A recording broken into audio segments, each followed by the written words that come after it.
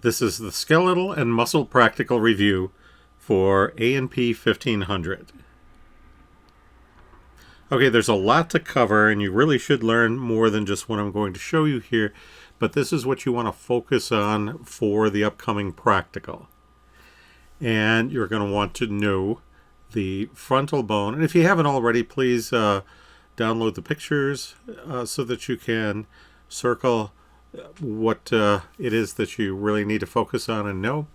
So again, the frontal bone, the nasal bone, the zygomatic, the maxilla, and the mandible.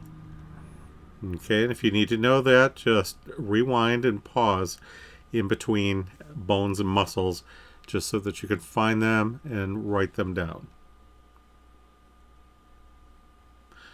On the lateral view, we have the parietal bone, the sphenoid, the temporal, and the mandible.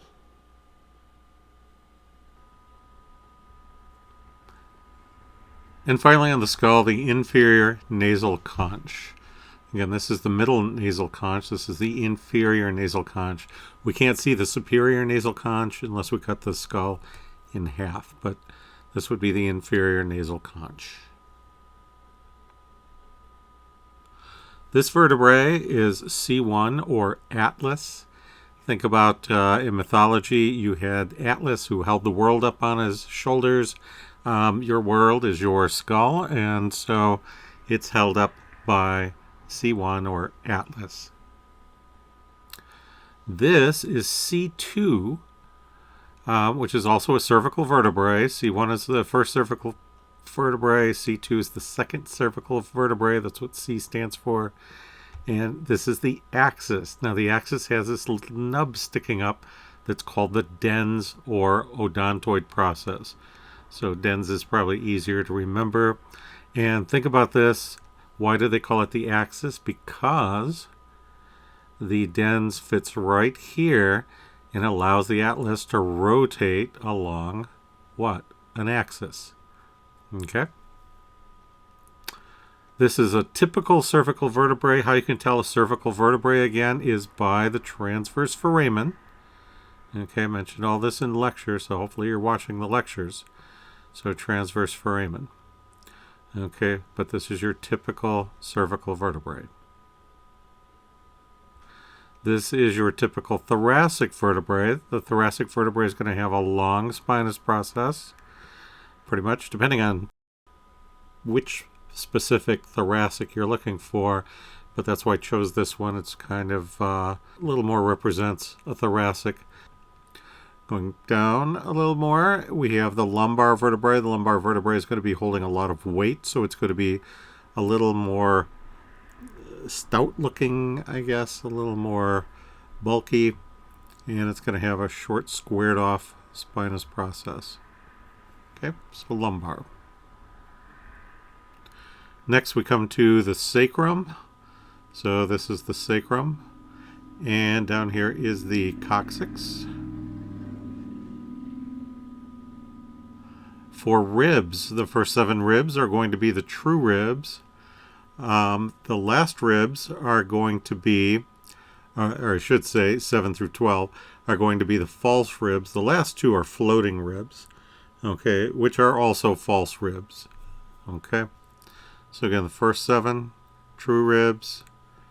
After that, they will be false ribs. This is the sternum. Sternum is made up of the manubrium, the body, and the xiphoid process, but for this exam, just know that that's the sternum. This is your collarbone or clavicle. Clavicle is what I'm looking for. Collarbone is just a everyday term, but this is anatomy, so we want the technical term, so clavicle. This is the scapula or shoulder blade. Again, I want the word scapula, not shoulder blade. This is your upper arm, the humerus. And you can tell it's the humerus. It's got, the head of the humerus. Then you have these things here greater and lesser tubercles. Okay. This is your forearm. So this is the radius. It's on the thumb side. How do you know it's the radius? It has this circle right here that rotates on this bone. And what do things rotate? Or a circle, I should say.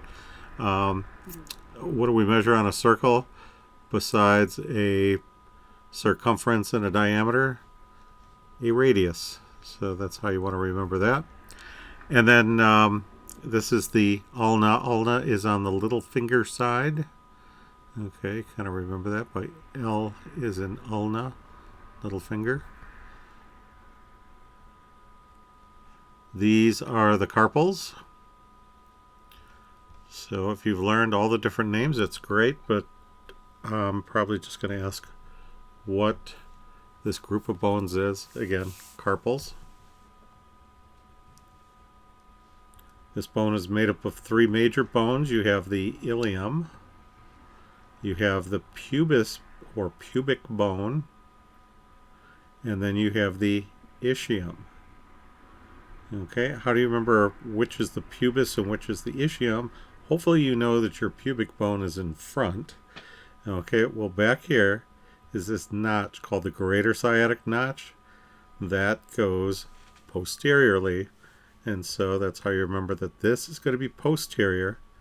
So if this is anterior in the front, then that's your pubic bone. Okay? So that's how you figure out anterior and posterior. All right? So again, anterior we know is here because this is going to be posterior, greater sciatic and the lesser sciatic notches. So that's your pubic bone. Ischium is what you sit on. This little rough area here, the ischial tuberosity, is your bony butt bone. Okay? So ilium, ischium, pubis. This is the femur. Now don't confuse that with the humerus. I've seen people do that. The femur is going to have a larger neck. It's going to have a larger, rounder head. And then you have a greater and lesser trochanter.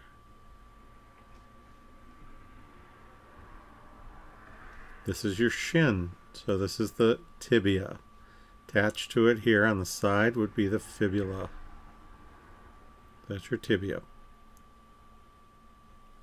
Going down to the foot.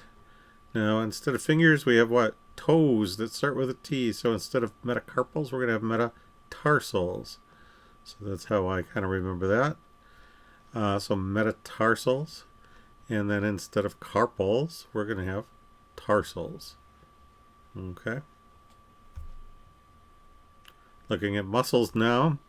This is the sartorius muscle. Sartorius, this is what crosses your legs. Sartorius means tailor. And so they call this the tailor muscle because back during the medieval times when they gave these names out, tailors would sit on the floor. They'd have their legs crossed to drape the material over their knee to stitch it. And moving to the head area here, we have the orbicularis oculi. Ocular means eye. Don't confuse that around the mouth. The mouth is oral, so that's oris. This is around the eye, ocular. So orbicularis oculi, and it orbits the eye, right? So think of orbit, so orbicularis oculi. Your chewing muscles here, this is the masseter, one of the main chewing muscles. And this one's a big one. This is sternocleidomastoid. And that's because this front part is attached to the sternum. Cleido means clavicle. Okay, and so that's attached to the clavicle. And then it comes up behind the ear and attaches to the mastoid process. So again, you have the sternocleidomastoid muscle. Okay, so that's a big one. Make sure you write these things out. And a good thing, too, might be to make flashcards. So if you put a blank picture, just print these off, cut them out, glue them or what have you to the back of a 3x5 card. And then on the front, you can write the name of the muscle. And, on the actual picture, you can, point to what you want to identify. And so make flashcards. That'll help you. So, and again, practice writing this out over and over again. In the front here, we have the frontalis. Now that name has changed, but I like to go by the old name frontalis. The new name is the frontal belly of the occipitofrontalis. So you see why I prefer to go with just the old term, frontalis. Okay. And then again, the mouth, this orbits around the mouth, so orbicularis oris. Okay. Sounds like a dinosaur, doesn't it? The Orbicularosaurus rex. But anyway, orbicularis oris.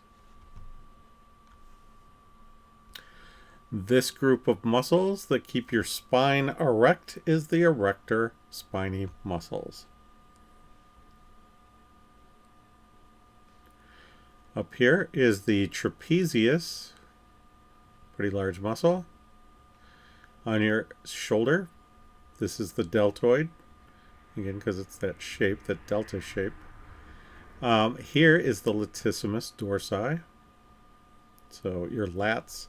And I'm not going to accept if you put lats or traps down. You have to put trapezius or latissimus dorsi if you're looking at this one. But if you do lat pulls, this is the muscle you're using. This is your six-pack, so the rectus abdominis. Here we have the rhomboid minor and the rhomboid major. Looking in the front, this is the biceps brachii. So that's your biceps muscle. But again, biceps brachii, because we have other bicep muscles. Here's your pectoralis major muscle. Okay, pectoralis major. And you know what? I want to go back up a second to the rhomboids. Okay, rhomboid minor, rhomboid major. How do you remember which is which? If you see a minor or major, major supports minor. So major holds up minor. And you can see this is attached to your shoulder blade. So this is in the back.